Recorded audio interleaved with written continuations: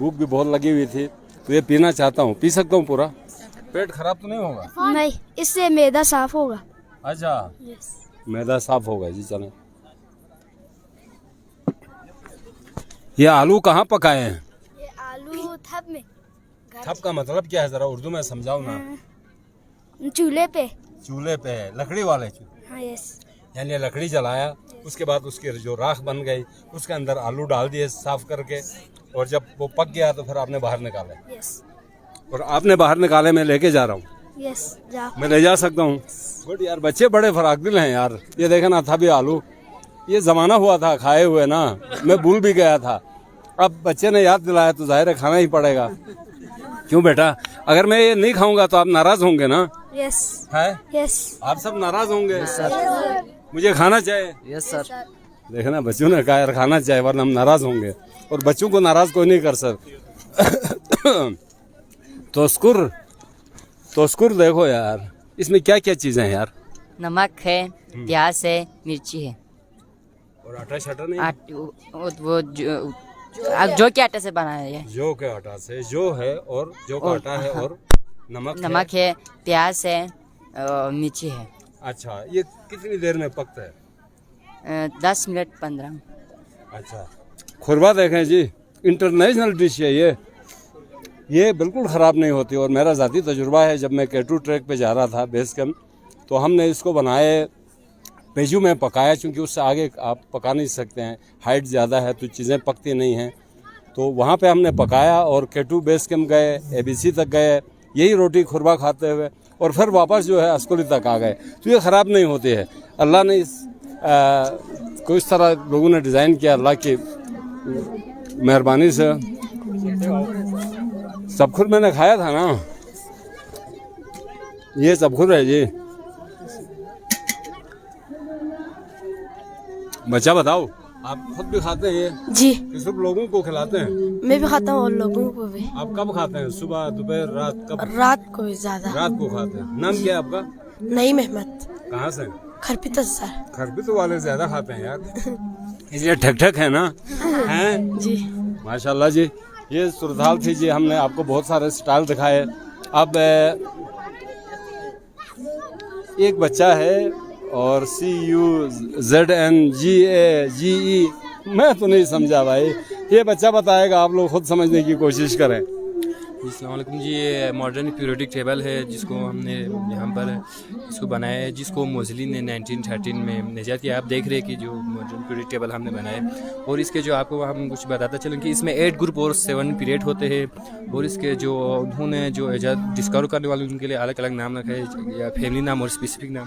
जैसे कि आप देख सकते हैं, ग्रुप नंबर 1 का नाम अल्कलाइन मेटल है, और उसके दूसरे का अल्कलाइन अर्थ मेटल, जैसे करके इन्होंने अलग अलग नाम रखा है। जैसे कि इसका ब्रोमीन फैमिली, और इसका कार्बन फैमिली, जैसे कि इसका नाइट्रोजन फैमिली। हमें तो वो छुट्टी वाला पीरियड याद होता था। छुट्टी के लिए कोई 7 दफ़ा जब घंटी बजती थी, टाऊ टाऊ टाऊ टाऊ, ये पीरियड हमें याद था जी। इसके अलावा कोई पीरियड हमें याद नहीं है।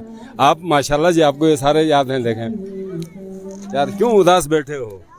नहीं, परेशान क्यों? चाहे तो मैं परेशान। क्या बनाया आपने? ये जूसर मशीन। बनाओ जरा, जूस पीते हैं आज। फ्रूट नहीं है। नहीं, वैसे इसको जरा चलाओ तो सही ना। कमाल है जी, क्या है? वाह यार, जबरदस्त। फ्रूट नहीं था, वरना जूस भी पिला सकते थे, पी भी सकते थे। सलाम अलैकुम। हाँ जी बेटा, क्या हाल है? क्या चीज़ें लेकर बैठे हैं? जी सर, ये हमने डायलिसिस मशीन बनाई है सर। अच्छा, डायलिसिस मशीन। जी जी सर। बड़ी खतरनाक चीज़ बनाई बच्चों।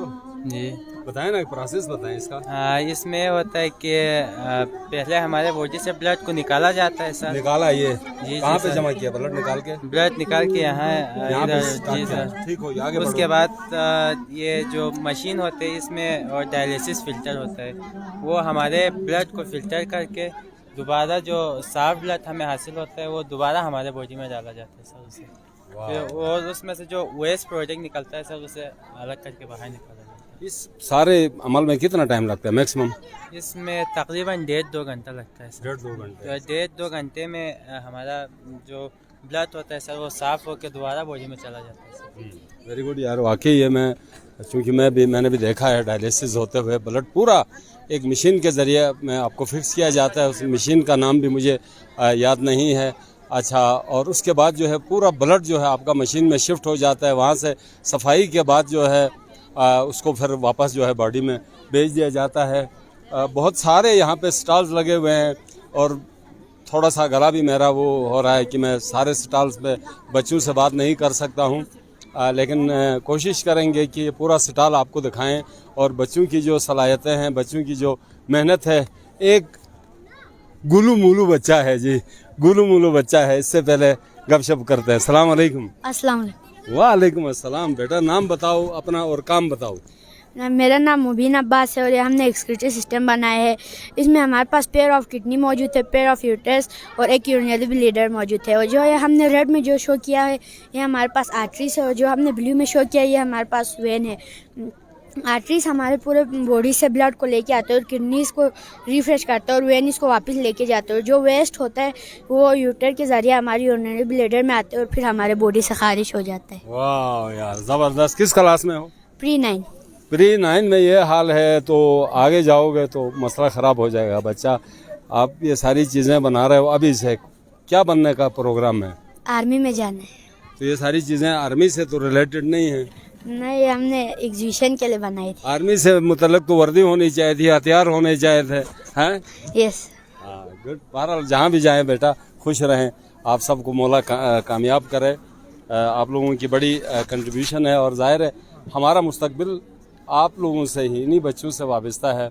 और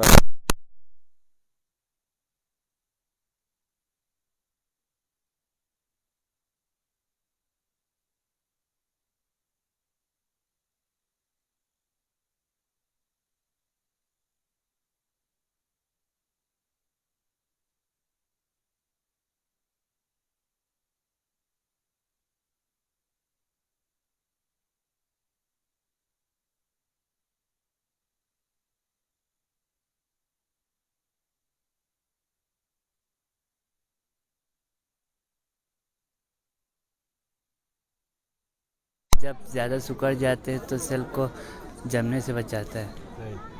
यार बच्चों से गुफ्तगू के बाद और इनके मॉडल्स देखने के बाद जो है ना बड़ा अफसोस होता है कि काश हमने भी पढ़ा होता और हमें भी उस ज़माने में ये सहूलियात मिलती तो शायद हम आज इस माइक के साथ नहीं होते बल्कि कहीं और होते। लेकिन हमारी बदकिस्मती देखें कि उस ज़माने में ये सहूलियात नहीं थी। हाँ जी बच्चों, वालेकुम अस्सलाम। एक बच्चा मेरे ख्याल में ज़रा इधर आ जाए ना, एक बच्चा जिसने बोलना है वो इधर आ जाए, हमें आसानी होगी। इधर आ जाएं, इधर आ जाएं। ये माइक पकड़ें, अपना पहले तारुफ करवाएं, अपने दोस्तों का बताएं, फिर ये सारा बताएं। अस्सलाम वालेकुम सर, मैं फर्स्ट ईयर का स्टूडेंट हूँ और मैंने जो है एस का एक मॉडल बनाया है। ये इसे जो है सेल उर्दू में जो खुलिया कहा जाता है, ये हमारी ज़िंदगी की इकाई होती है और इन्हीं से मिलकर हम इंसान बने हुए होते हैं और जानदार बने हुए होते हैं। यहाँ पर जो है इनको बनाने का मकसद ये है कि जो है हम स्टूडेंट्स और हमारे जो पेरेंट्स वगैरह हैं उनको ये समझा सके कि हमारे जो बुनियादी इकाई है जिससे हम मिलकर बने हैं वो हमारा सेल ही है, जिससे हमारे जो है फंक्शंस परफॉर्म होते हैं। तो इससे जो है इसको बनाने के बाद मैं इनका फंक्शन अगर बताना चाहूँ तो जो है ये हमारे पास न्यूक्लियस है और जो है राइबोसोम्स वगैरह इसका ऑर्गेनेलिस है और इनके अपने स्पेसिफिक जो है फंक्शंस होते हैं और इनके जो है हर एक अपने जो है इस्तात के मुताबिक काम करता है। और यहाँ पर सबसे अहम जो काम है वो न्यूक्लियस का ही होता है, जिसका अंदर जो हमारा जेनेटिक मटेरियल मौजूद होता है जिनसे ही हमारी आइडेंटिटी होती है। आजकल जो फॉरेंसिक जो टेस्ट किए जाते हैं वो इसे जेनेटिक मटेरियल से ही किया जाता है।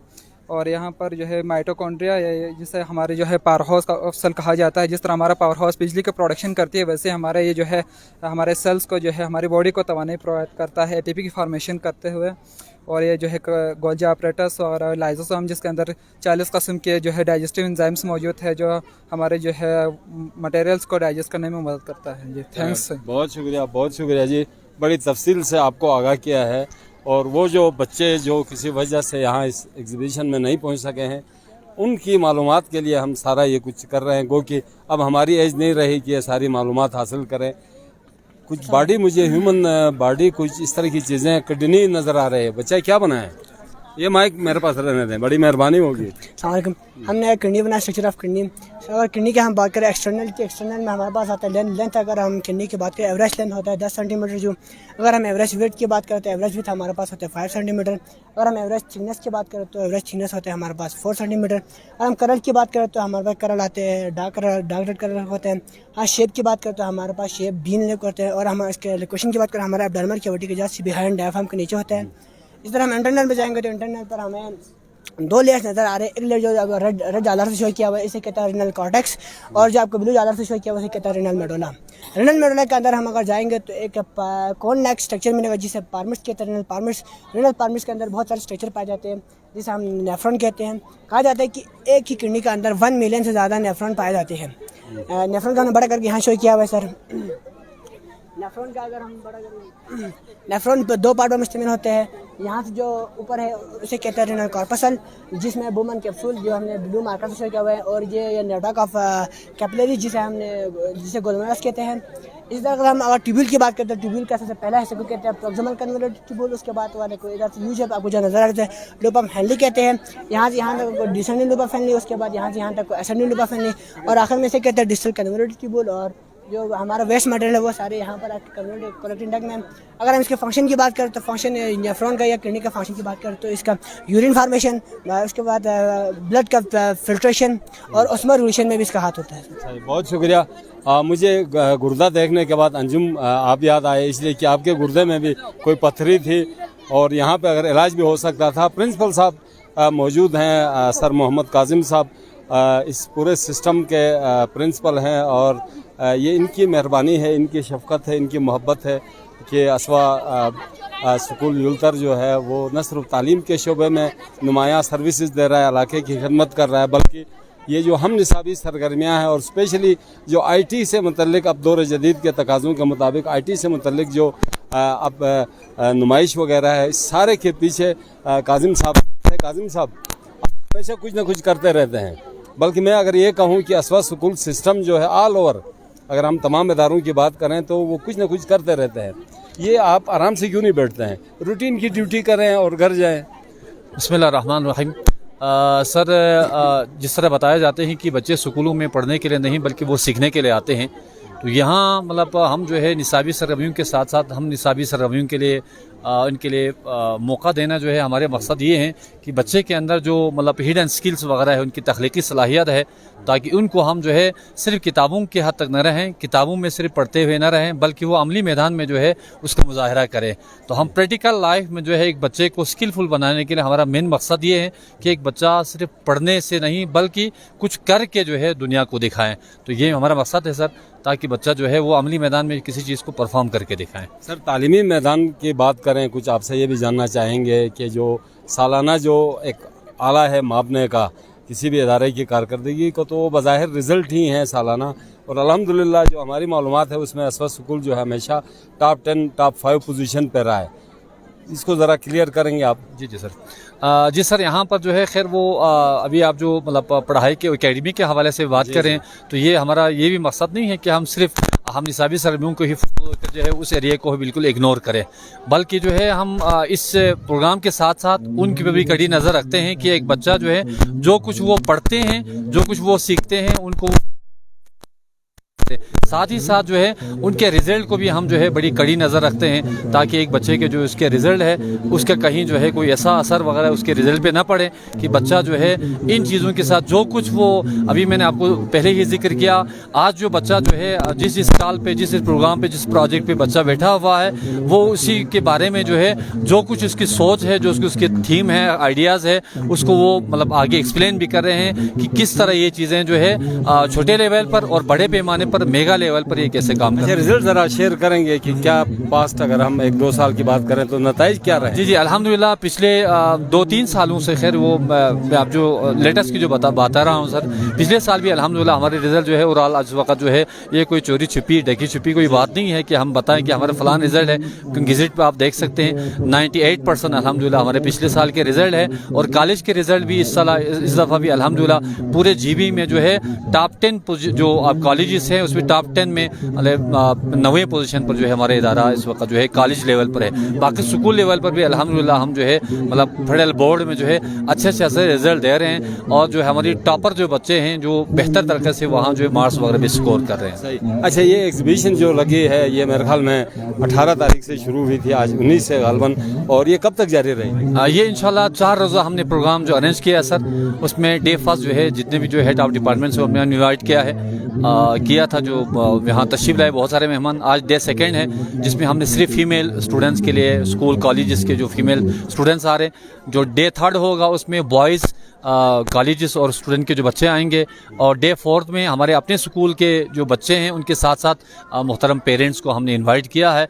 तो हमारा यहाँ 4 रोज़ा प्रोग्राम को इनेकाद करने का हमारा मकसद ये है कि ज़्यादा से ज़्यादा लोगों को जो है इस प्रोग्राम से जो है इस्तेफादा करने का मौका मिले। बहुत शुक्रिया जी, हमारे साथ गुफ्तगू कर रहे थे प्रिंसिपल असवा स्कूल जुलतर सर मोहम्मद काजिम साहब। आपने बड़ी डिटेल से हम निसाबी सरगर्मियों के साथ जो एकेडमिक पोजीशन है असवा स्कूल जुलतर की उसके बारे में भी आगाह किया, और यकीनन किसी भी अदारे की कामयाबी के लिए सिर्फ निसाबी सरगर्मियों से काम नहीं चलेगा, बल्कि हम निसाबी सरगर्मियों के मौके भी तलबा और तालिबात को फराहम करने पड़ेंगे।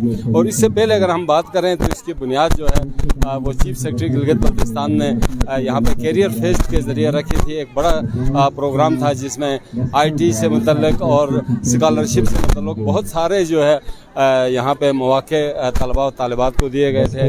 और इस तरह की एग्जीबिशन से, इस तरह की नुमाइश से, इस तरह के प्रोग्राम से तलबा को न सिर्फ एतमाद मिलेगा, हौसला मिलेगा, गुफ्तगू करने का हुनर आएगा, बल्कि जो है उनको मुस्तकबिल साजी के लिए आसानी होगी। मेरे ख्याल में वक्त बहुत गुजर चुका है। अच्छा, और साथ ही आपको ये बताएं चलाएं जो अंदर हाल है वहाँ पे IT से मुतल्लिक जो है बहुत सारी एग्जीबिशन रखी गई हैं, रोबोट्स रखे गए हैं, मुख्तलिफ तलबा और तालिबात ने जो है वो प्रोजेक्ट्स बनाए हैं जो वक्त की कमी की वजह से हम आपको नहीं दिखा सके।